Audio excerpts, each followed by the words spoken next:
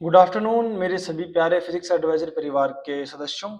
तो मैंने आप सबके लिए इलेक्ट्रोमैग्नेटिक थ्योरी की जो क्लासेज हैं यहाँ पर मैं अवेलेबल करवा रहा हूँ। तो टाइम टू टाइम आप लोग टेलीग्राम चैनल को भी ज्वाइन कीजिए और टेलीग्राम चैनल को ज्वाइन करने के साथ साथ हमारी वेबसाइट पर, हमारे यूट्यूब चैनल पर, सभी जगह पर आपको सारे study material free of cost available मिल जाएंगे अभी। तो आप देख सकते हैं। तो इसी बीच हमने पुराने कुछ लेक्चर्स ईएमटी के डाले हैं, तो उनको आप ज़्यादा से ज़्यादा बच्चों तक शेयर कीजिए जिससे उनको पता लगे कि ईएमटी की क्लासेस आपकी रेगुलर चल रही हैं। तो आज की जो हमारी क्लास है इसके अंदर हम डिस्कस करने वाले हैं electric field inside the dielectric sphere in uniform electric field. मतलब किसी भी एक यूनिफॉर्म इलेक्ट्रिक फील्ड में अगर आप एक डाइलेक्ट्रिक स्फीयर को रख देते हो, किसमें? एक यूनिफॉर्म इलेक्ट्रिक फील्ड में। एक यूनिफॉर्म इलेक्ट्रिक फील्ड में अगर आप एक डाइलेक्ट्रिक स्फीयर को पुट करते हो तो उसके इनसाइड इलेक्ट्रिक फील्ड का वैल्यू कितना आएगा उसको हम यहां पर निकालेंगे। तो चलिए स्टार्ट करते हैं। और इसको स्टार्ट करने से पहले मैं आप लोगों से रिक्वेस्ट करता हूं कि ये जो इन्फॉर्मेशन हमारे ईएमटी के बैचेस की है इसको आप ज्यादा से ज्यादा बच्चों तक शेयर कीजिए जिससे वो इसका प्रॉपर लुफ्त उठा पाए, उसको जिससे वो अपनी प्रिपरेशन को कंप्लीट कर पाए। तो बच्चों स्टार्ट करते हैं हम हमारा एक नया टॉपिक नए लेक्चर के साथ। यह है लेक्चर नंबर 15। अब तक शायद हमारे 14 लेक्चर्स हो चुके हैं, तो जैसे जैसे हमें टाइम मिलता है हम आपके लेक्चर्स प्रोवाइड करवाते जाते हैं। आप हमारे टेलीग्राम को ज्वाइन कीजिए, यूट्यूब को ज्वाइन कीजिए, इसके अलावा सभी बच्चों को शेयर कीजिए जिससे आपको ये सारी चीजें प्रॉपर टाइम टू टाइम आपको मिल सके।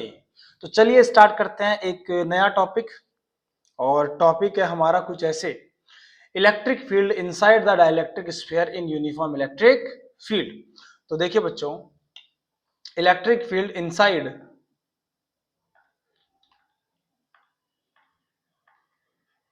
देखिए electric field inside the dielectric sphere in uniform electric field, मतलब आपके पास एक यूनिफॉर्म इलेक्ट्रिक फील्ड है। अब यूनिफॉर्म इलेक्ट्रिक फील्ड को हम रिप्रेजेंट करते हैं कुछ ऐसी पैरेलल लाइन से। ये होता है हमारा यूनिफॉर्म इलेक्ट्रिक फील्ड। इसको हम ऐसे रिप्रेजेंट करते हैं पैरेलल लाइन से। ये यूनिफॉर्म इलेक्ट्रिक फील्ड का रिप्रेजेंटेशन कुछ ऐसे करते हैं। तो इस साइड में मैं आपको रफली चीजें बता देता हूं। देखो, हमारे पास एक डाइलेक्ट्रिक स्फीयर है, उसको हमने एक यूनिफॉर्म इलेक्ट्रिक फील्ड में रखा। तो यूनिफॉर्म इलेक्ट्रिक फील्ड में रखने पर उसके अंदर क्या क्या चीजें होंगी, उसके अंदर क्या क्या चीजें हमारे पास आएंगी और किस तरीके से हम उसके अंदर क्या क्या चीजें हमारे पास होंगी और किस तरीके से उसके इनसाइड इलेक्ट्रिक फील्ड होगा, उसको हम आज यहाँ पर डिस्कस करेंगे। तो देखिए, let's consider an dielectric sphere of radius R. तो हमने एक डाइलेक्ट्रिक स्फीयर कंसीडर किया, ये डाइलेक्ट्रिक स्फीयर कंसीडर किया, और जो डाइलेक्ट्रिक स्फीयर हमने कंसीडर किया है उस डाइलेक्ट्रिक स्फीयर का रेडियस कितना है? आर। उस डाइलेक्ट्रिक स्फीयर का रेडियस कितना है भाई बच्चों? आर रेडियस है। देखिए, ये मैं एक डाइलेक्ट्रिक स्फीयर मान लेता हूं, that is the dielectric sphere. देखिए, ये हमारे पास एक डाइलेक्ट्रिक स्फीयर का प्रोटोटाइप है। मैं यहाँ पर एक डायग्राम बना देता हूँ कुछ इस तरीके से। देखो, ये हमारे पास एक डाइलेक्ट्रिक स्फीयर है। इस डाइलेक्ट्रिक स्फीयर का ये है सेंटर और इसका रेडियस कितना है? Capital R. क्लियर?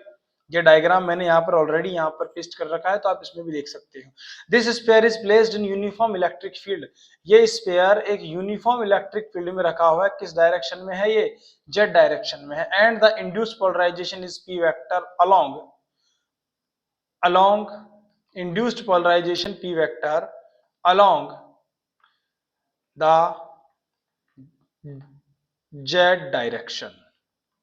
इसमें z डायरेक्शन में ही क्या हो रहा है? इसमें पोलराइजेशन हो रहा है। मतलब इसमें इसी डायरेक्शन में पोलराइजेशन हो रहा है और इसी डायरेक्शन में हमारा क्या है? इलेक्ट्रिक फील्ड है। तो हमारे पास एक ऐसा स्फीयर है जो डाइलेक्ट्रिक स्फीयर है। अब डाइलेक्ट्रिक्स क्या होते हैं, पोलराइजेशन क्या होता है, इसके लिए आपको पुराने लेक्चर्स में गो थ्रू होना पड़ेगा, वहां जाके आपको देखने पड़ेंगे।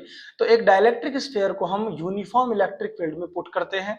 हमारा जो इलेक्ट्रिक फील्ड है वो जेड डायरेक्शन के अलोंग है और उसमें पोलराइजेशन जो होता है वो भी जेड डायरेक्शन के अलोंग ही होता है। तो उसके इनसाइड इलेक्ट्रिक फील्ड का वैल्यू क्या होगा और उसको हम कैसे निकालेंगे, ये हमें सीखना है। तो इसको सीखने के लिए आप इस लेक्चर के एंड तक बने रहिए और कंप्लीट डिटेल के साथ हम आगे बढ़ते हैं। तो देखिए, हमारे पास ये स्फेयर है, हम कंसिडरेशन में लेकर आते हैं कि इस स्फेयर के अंदर the net electric field,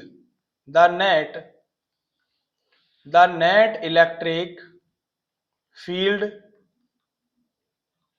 inside the sphere, sphere के अंदर जो इलेक्ट्रिक फील्ड होगा हमारा, नेट इलेक्ट्रिक फील्ड को हम रिप्रेजेंट कर देते हैं ई वेक्टर इन से। ई नॉट तो यहाँ पर जो हमने लगाया है वो होगा, और पोलराइजेशन की वजह से इसके अंदर जो इलेक्ट्रिक फील्ड प्रोड्यूस होगा दैट इज ईपी। तो हमारे पास ये जो स्फेयर आपको दिख रहा है बच्चों, इस स्फेयर का हमने जो इलेक्ट्रिक फील्ड इसके ऊपर अप्लाई किया है दैट इज ई नोट, और इसके अंदर पोलराइजेशन जो हो रहा है उस पोलराइजेशन की वजह से इसमें जो डाइपोल इंड्यूस हो रहा है उनकी वजह से जो इलेक्ट्रिक फील्ड हो रहा है वो हमारा क्या है, ईपी है।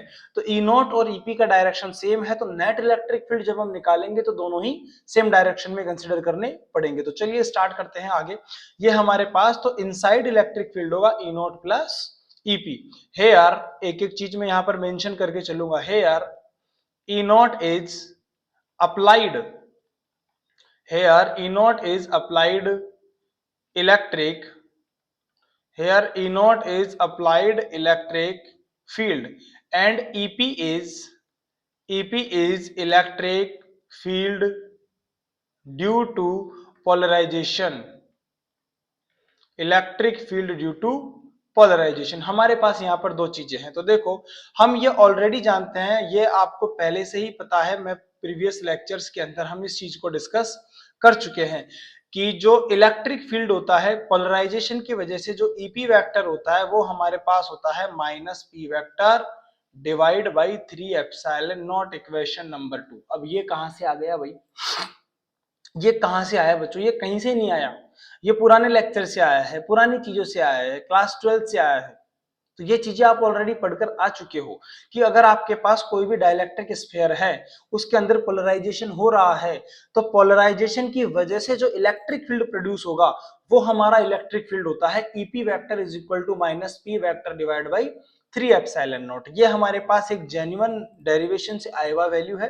तो electric field due to polarisation in dielectric sphere in uniform electric field is given by EP vector is equal to minus P divided by 3 epsilon naught।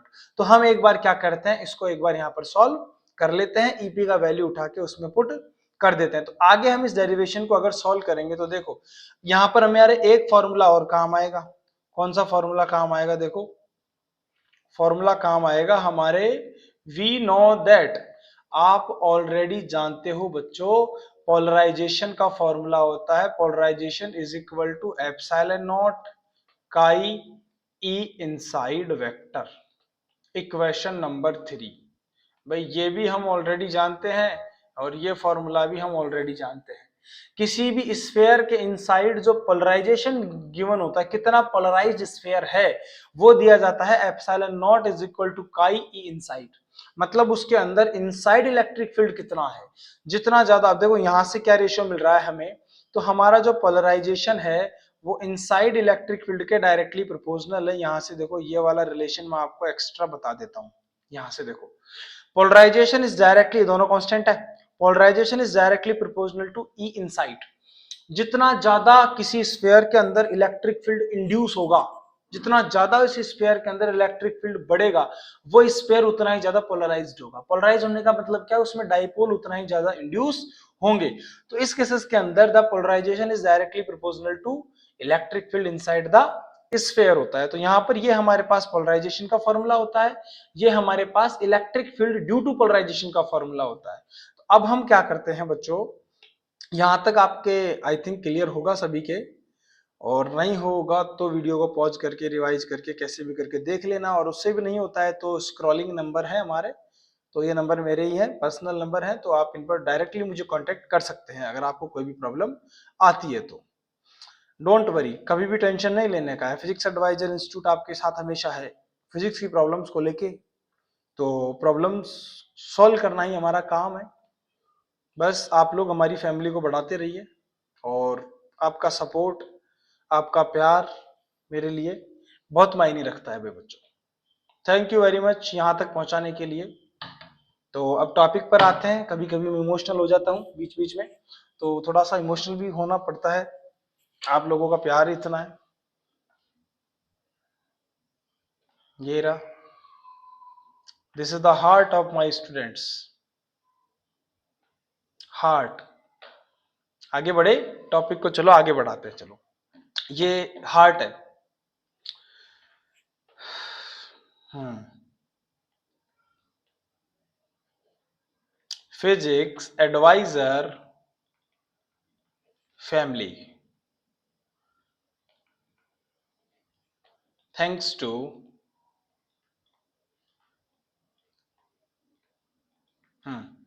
Thank you very much बच्चों, यहां तक पहुंचाने के लिए, इतना प्यार देने के लिए आपका बहुत बहुत धन्यवाद। तो इसी तरीके से मैं हमेशा आपके साथ सारे फिजिक्स के प्रॉब्लम्स को सॉल्व करता रहूंगा, हमेशा मेरा सपोर्ट आपको रहेगा। थैंक यू वेरी मच, जैसा आपका सपोर्ट मुझे रहता है। थैंक यू वेरी मच इतना प्यार और सपोर्ट देने के लिए। तो इस डेरिवेशन को हम थोड़ा आगे बढ़ाते हैं। देखिए, अब हम क्या करेंगे, यहां से ईपी का वैल्यू उठा के इक्वेशन 1 में पुट करेंगे, फिर इसमें पी का वैल्यू पुट कर देंगे। तो हमारी इक्वेशन नंबर 1 क्या है, एक बार देख लो। इनसाइड जो इलेक्ट्रिक फील्ड होगा वो ई नोट प्लस ईपी होगा। तो यहां पर हम क्या करेंगे, इन दोनों वैल्यूज को उठा के पुट कर देंगे। चलो, लेक्चर को ज्यादा खींचते नहीं हुए मैं यहां पर इनको पुट कर देता हूं। तो देखो, now now from equation 1, equation 1 है हमारे पास E inside vector is equal to E naught. यहां पर अगर हम वैल्यू रखते हैं तो हमें रखना पड़ेगा P vector divide by 3 epsilon not. तो दैट इज इक्वेशन नंबर 4। तो यहां पर हम क्या करेंगे, अब यहां पर पी वेक्टर का वैल्यू पुट कर देंगे, put P vector in equation 4। तो चलो पुट कर दो। यहां पर हमने पुट किया तो इनसाइड जो इलेक्ट्रिक फील्ड है वो हमारा हो जाएगा E naught vector minus epsilon not chi E inside vector divide by 3 epsilon not.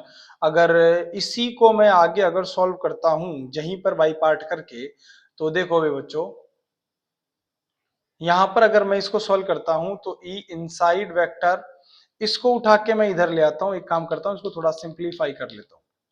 E inside vector my plus, इधर आते प्लस हो गया epsilon not chi E inside vector divide by 3 epsilon not is equal to E naught vector.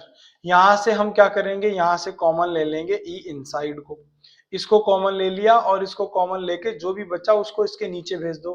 तो यहां पर हमारे पास बचेगा 1 plus epsilon not काई डिवाइड बाई 3 एप्सिलॉन नॉट। इसी को अगर हम आगे बढ़ाएं और आपस में मल्टीप्लाई करें तो हमारे पास ये वाली जो टर्म है इनसाइड वाली, ई इनसाइड इज इक्वल टू, ये हमारे पास देखो, ये बन गया ई नोट वेक्टर, ये बन गया 3 epsilon naught plus epsilon not काई डिवाइड बाई 3 एप्सिलॉन नॉट। तो आगे अगर इसको, अगर आगे सॉल्यूशन को हम और थोड़ा आगे बढ़ाएं तो ये जो सॉल्यूशन है हमारे पास इनसाइड वाला, ये सॉल्यूशन बन जाएगा inside is equal to 3 epsilon naught ऊपर चला गया, ई नोट यहाँ पर ऑलरेडी है, divide by 3 epsilon naught plus epsilon not chi. यहाँ से कॉमन ले लो epsilon naught, epsilon naught common लिया तो एप्सिलॉन नॉट से एप्सिलॉन नॉट कैंसिल आउट हो गया। देखो, इसको इसको कॉमन लेके इसके साथ काट देंगे तो यह बच गया 3 E naught vector divide by 3 plus chi. तो भाई बच्चों, मैं कुछ नहीं जानता, यही आपका फाइनल आंसर है इस पूरे लेक्चर का। Equation number 6, this equation represent this equation represent electric field inside the dielectric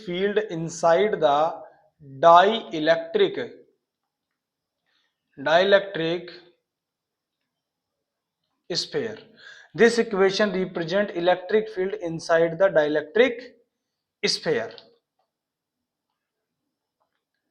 inside the dielectric sphere. तो ये हमारे पास जो इक्वेशन है, एक डाइलेक्ट्रिक स्फीयर के अंदर इलेक्ट्रिक फील्ड को रिप्रेजेंट करती है। अब देखो भाई ये जो डाइलेक्ट ये ससेप्टेबिलिटी होती है काई, इसका हमारे पास होता है epsilon R minus one.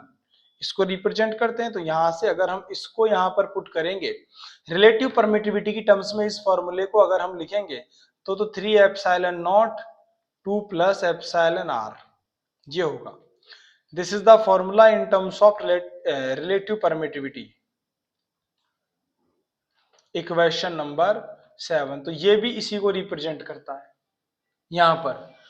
This is the formula in terms of electric permittivity. किसके टर्म्स में है बच्चों? इलेक्ट्रिक परमिटिविटी के टर्म्स में है। तो हमारे पास 3 epsilon not divide by 3 E not divide by 2 plus epsilon R, ये हमारे पास क्या आ गया? Electric field inside the dielectric sphere in uniform electric field. तो यूनिफॉर्म इलेक्ट्रिक फील्ड में हमारे पास ये किसको रिप्रेजेंट किया हमने? इलेक्ट्रिक फील्ड को रिप्रेजेंट कर दिया। किसके अंदर? एक डाइलेक्ट्रिक स्फीयर के अंदर। तो ये हमारे पास एक कंप्लीटली लेक्चर है। तो इस लेक्चर को मैं यहीं पर एंड करता हूं और मिलते हैं एक अच्छे लेक्चर के साथ अगले वीडियो लेक्चर में। Thank you very much.